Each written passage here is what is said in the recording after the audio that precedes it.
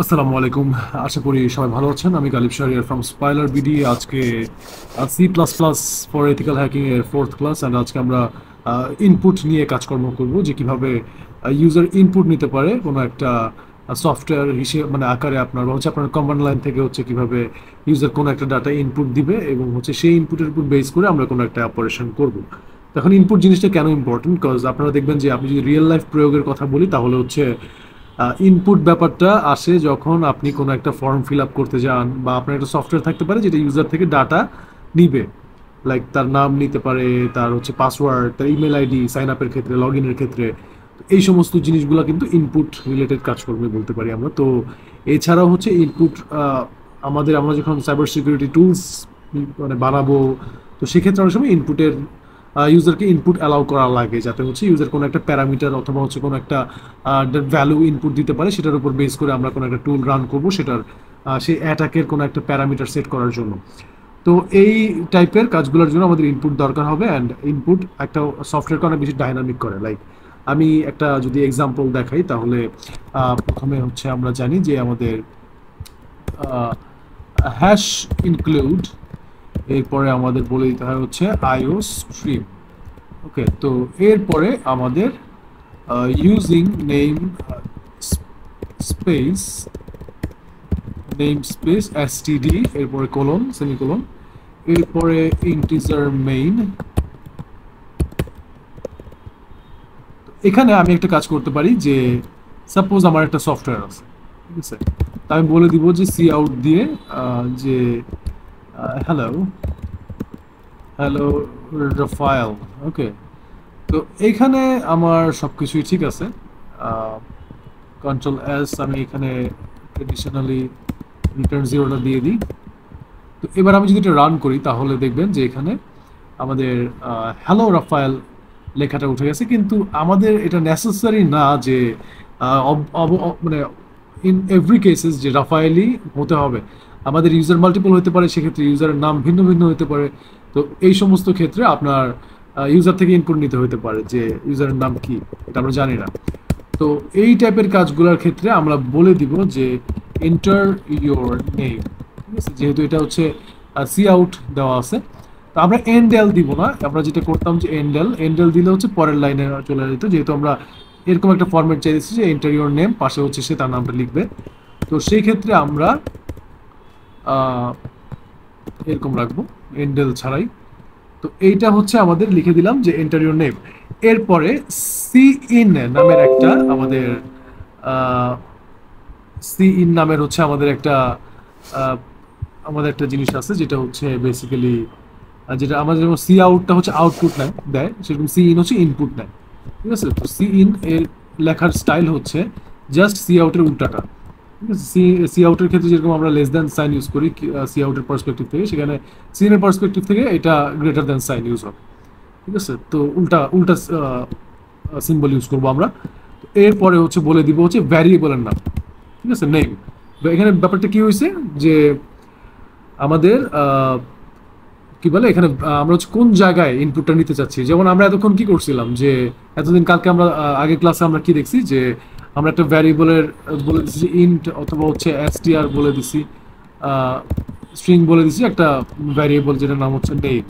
ঠিক আছে, তো এটা equal to something like Shahriar Khan, এরকম কিছু একটা বলে দিছি। বাট আমাদের ক্ষেত্রে এখানে নামটা যেহেতু আমরা জানি না কি নিব, সো সেক্ষেত্রে অবভিয়াসলি ইনপুটটা যে আমরা নিব সেটা যে তো কোনো একটা জায়গায় হচ্ছে স্টোর রাখতে হবে ইনপুটটা।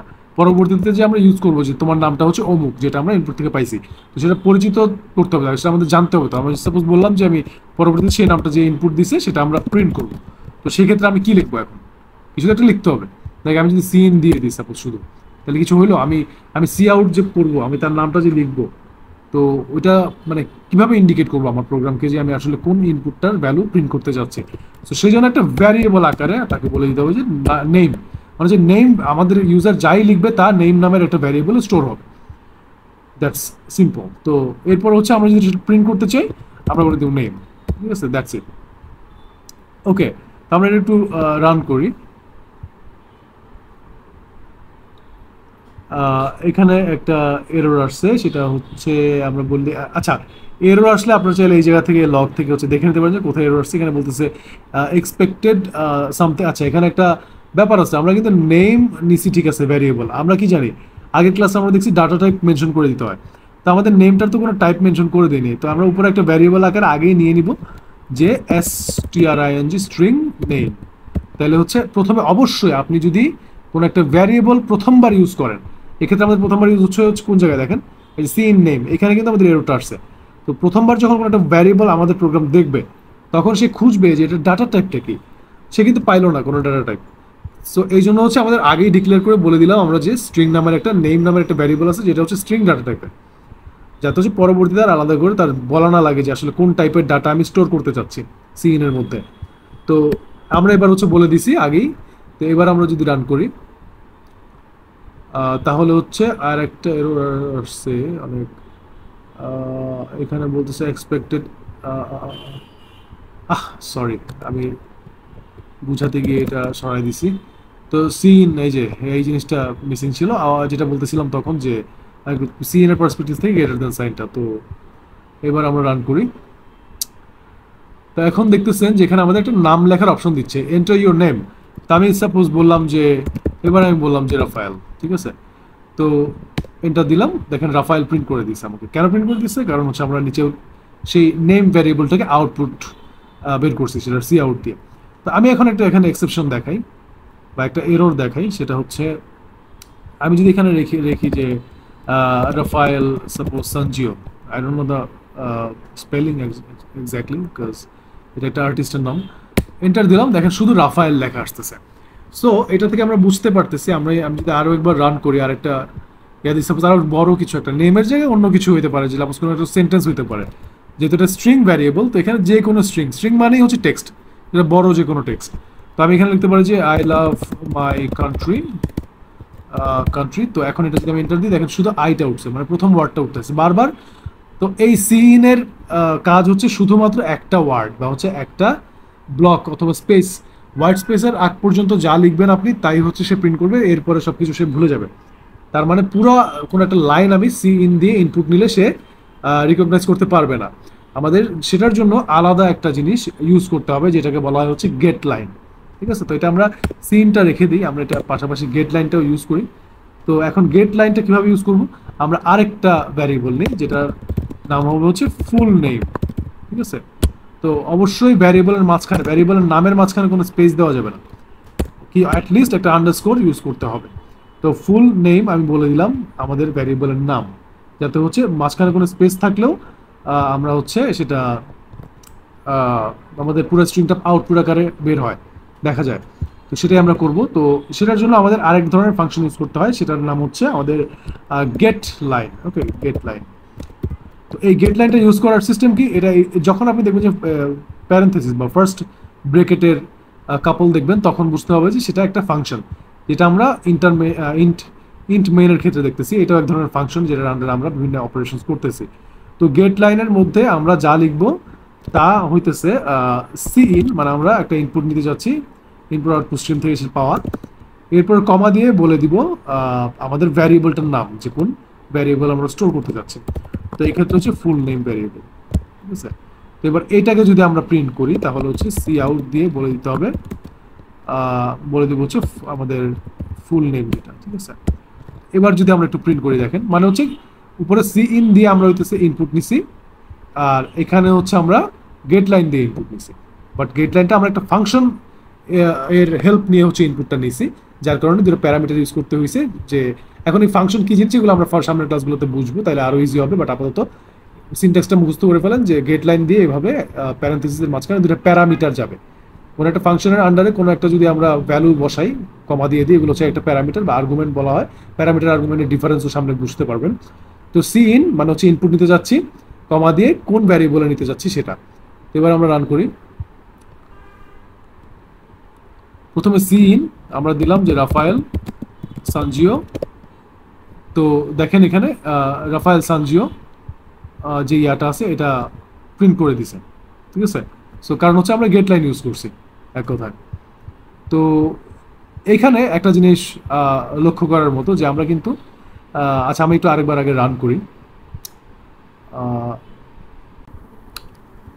এখানে দেখতেছি যে আমরা ইন্টারভিউর নেম পাচ্ছি। তো এবার যদি লিখি যে আহ, রাফি ইসলাম সাপোজ, তো এবার আমি একটা জিনিস দেখি, একটু টেকনিক্যাল হয়ে যায় ব্যাপারটা, বাট এখনই হয়তো মাথার উপর দিয়ে চলে যাবে। এখন আমি যদি এন্টার মারি, এখানে রাফি ইসলাম আসতেছে ঠিকই, বাট এটাকে শুধু আসার কথা ছিল? অ্যাকচুয়ালি কিন্তু আমরা এখানে সি আউট দিয়ে নেম প্রিন্ট করছি, ঠিক আছে? এরপরে হইতেছে আবার ফুল নেম এর যে ব্যাপারটা, সেটা আমরা গেট লাইন দিয়ে, মানে হচ্ছে সি ইন দিয়ে আমরা নেম নিচ্ছি, এরপরে হচ্ছে আহ, আবার গেট লাইন দিয়ে হচ্ছে ফুল নেমটা নিচ্ছি। কিন্তু সে একবারই শুধু এন্টার ইউর নেম দেওয়ার পর একবারই ইনপুট নিচ্ছে। আমাদের কিন্তু দুবার নেওয়ার কথা ছিল, একবার নেমের জন্য, একবার ফুল নেমের জন্য। প্রিন্ট ফুল নেম হচ্ছে ঠিক মতো, কিন্তু নেমের কোনো ইনপুট, নেমের কোনো আউটপুটও পাচ্ছি না। আবার হইতেছে যেটা আসার কথা ছিল অ্যাটলিস্ট শুধু রাফি, যেহেতু নেম প্রথম অক্ষরটা বা প্রথম ওয়ার্ডটা দেখে, সো এটাও দেখতেছি না আউটপুট হিসেবে, আবার দুইটা ইনপুটও নিচ্ছে না। তো এখানে একটু টেকনিক্যাল ব্যাপার স্যাপার আছে, বাফার বুঝতে হবে যেটার জন্য। তো সি ইন আর গেট লাইন কখনোই একসাথে ইউজ করা যাবে না। এটা একটা খুবই বড় ভালনারেবিলিটি, অনেক বড় একটা এরর, যেটা থেকে আমরা বিরত থাকবো। আমি তার যদিও মাথার উপর দিয়ে যেতে পারে, তারপর আমি একটু ব্রিফ দিই।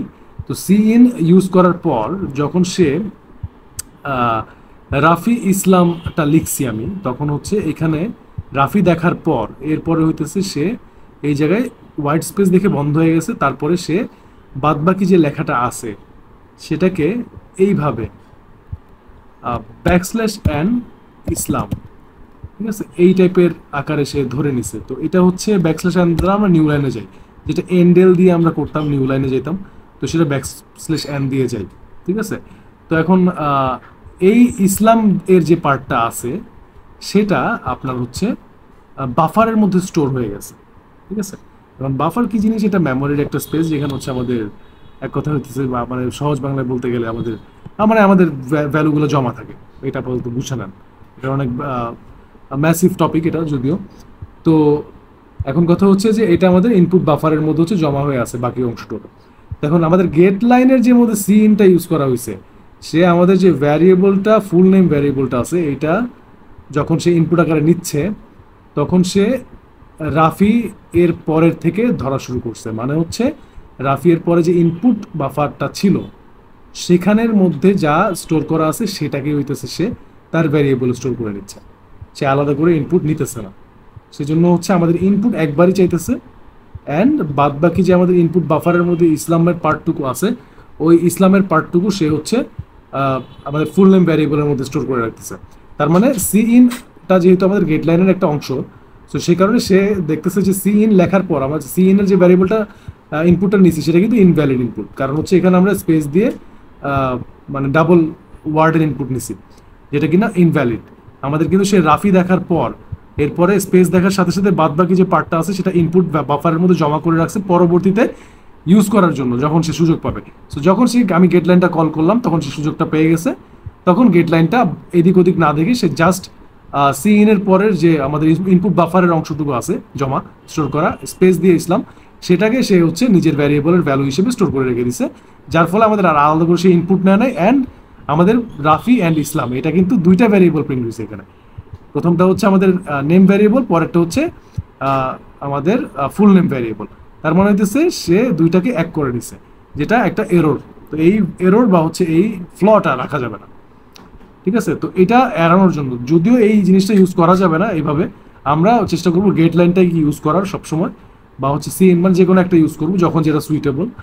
বাট দুইটা এরকম একসাথে মানে কলিশন হওয়ার মতো কোনো কিছু করবো না। তো তারপরে এটাকে ইগনোর আমি যদি আরেকবার একটু রান করাই তাহলে আমি দেখাই আরো ভালো মতো বোঝা যায়। আমি যদি লিখি রাফি, এরপরে দেখেন যে স্পেসটা যে দিছি আমি এখানে, ঠিক আছে, মানে সেই স্পেসের পর যা ছিল সে হচ্ছে ওইটাকে আলাদাভাবে একটা জায়গায় স্টোর করে রাখছে। তো এখানে আমাদের যে ফুল নেমের অংশটা ছিল সেটা হইতেছে সে হোয়াইট স্পেস আকারে ধরে নিচ্ছে। সো এইটা এক কথা হইতেছে আমাদের মানে দুইটা কলিশন হয়ে গেছে, ঠিক আছে? তো এখন এটাকে আমরা ইগনোর করার জন্য আমাদের একটা ওয়ে আছে, যেটা হচ্ছে আমাদের একটা এক ধরনের কি বলবো, এটাকে বলা হচ্ছে একটা মেথড বলা হয়, ঠিক আছে? তো এটা ইউজ করার সিস্টেম হচ্ছে আমরা এখানে লিখে দেবো সি ইন ডট, লিখে দেবো ইগনোর, ঠিক আছে, সি ইন ডট ইগনোর। ওকে, তো এই ইনপুট নেওয়ার পরের কাজটা হচ্ছে ইগনোর দেওয়ার পরের কাজটা হইতেছে আমাদের মেইনলি হইতেছে গেট লাইন, মানে হচ্ছে আমাদের নেমটা একবার নিলাম, এরপর হচ্ছে ইগনোর, এরপর হইতেছে আমাদের গেট লাইনের স্টেটমেন্টটা দিব। আমি সেমিকোলন দিয়ে শেষ করি।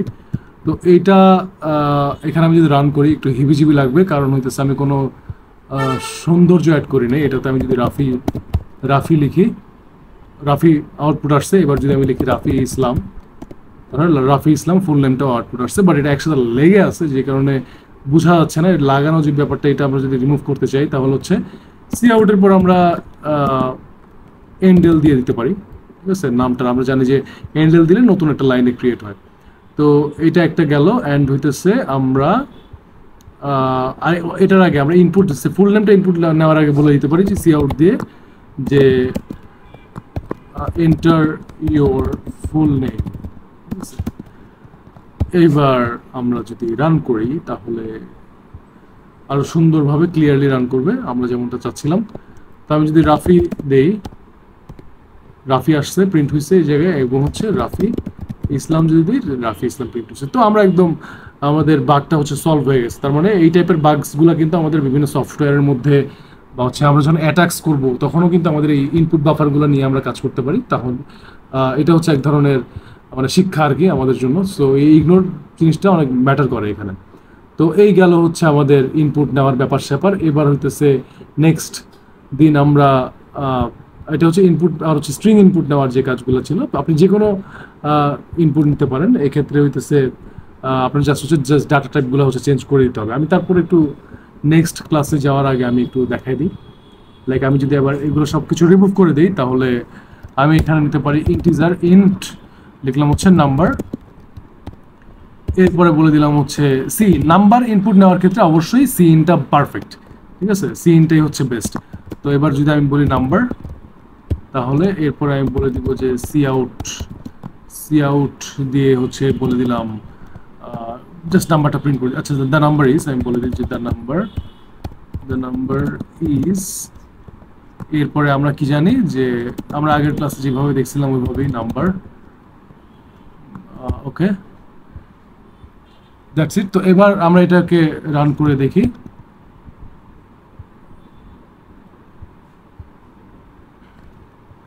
আমরা হচ্ছে এই জায়গায় নাম্বারটাকে ইনপুট হিসেবে দিব।